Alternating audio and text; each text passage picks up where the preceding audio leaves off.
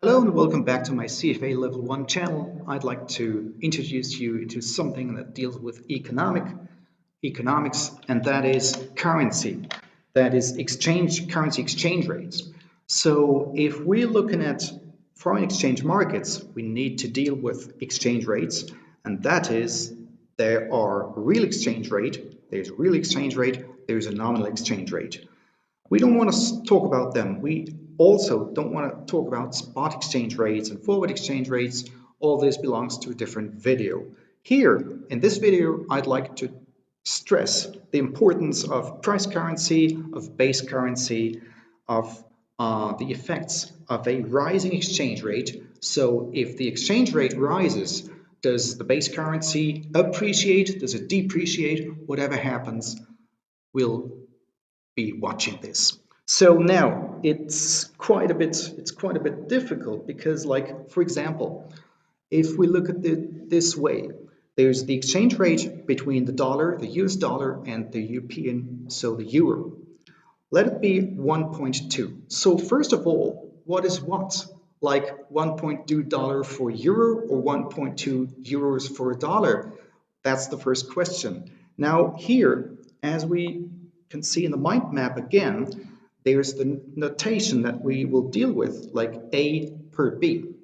So A is called the is called the price currency, whereas B is the base currency. So if we're dealing with this, say the dollar for euros, it means that 1 euro will buy $1.2, or a US American, an American citizen needs to pay 1.2 US dollars in order to get 1 single euro. That's the thing. So if we see it as a fraction, there's the numerator, there's the denominator. And so the numerator tells us the price currency, whereas the denominator tells us base currency. And that is that for at first glance, at first sight.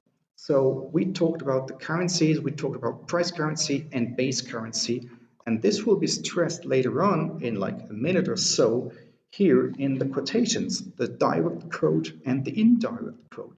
So like if I tell you again, the exchange rate is going to be $1.2 for 1 euro.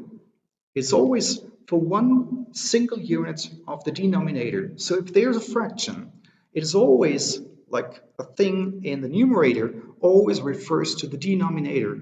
It's always per 1 unit of the denominator, that's for sure.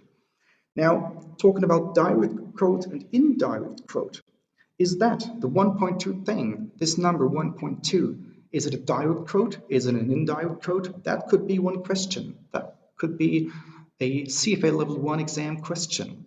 Now, the answer is this. There is no answer. There is no clear answer because from the United States perspective, it is a direct quote. It is a direct quote, right? And seen from the European perspective, it is an indirect quote.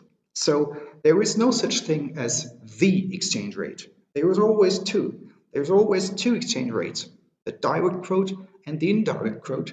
And that's dependent on the perspective, like the country you're living in. That was that. And now the last thing I want to talk about in this video, is the effects of a currency, of an exchange rate rising.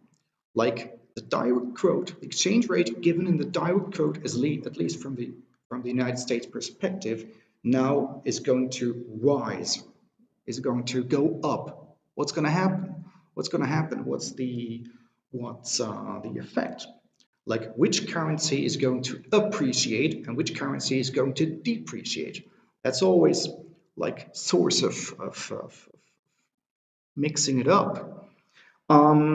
If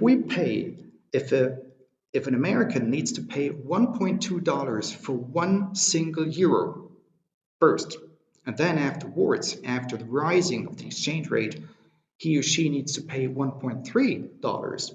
That means that the euro, that the euro like went up and the dollar went down because the American needed to pay more for 1 euro. So the euro appreciated, whereas the dollar depreciated. That's the thing. That's what I tried to see here, to write down here. The exchange rate A per B rises. That means that the base currency appreciates, whereas the price currency depreciates. And of course, vice versa. If it's the other way around, it's totally the opposite way. If the exchange rate goes down, so does the base currency. It goes down, it depreciates, whereas the price currency appreciates. So, like, think about it again. From 1.2 to 1.3, as we can see here, from 1.2 to 1.3, it is, what did I want to say? The American needs to pay more. The American needs to pay more for 1 single euro, which means the euro, the price of the euro went up. And so the euro appreciated, whereas the dollar depreciated. That's it for now. Thanks for watching. Thanks for listening. I'm Daniel Lambert, Berlin.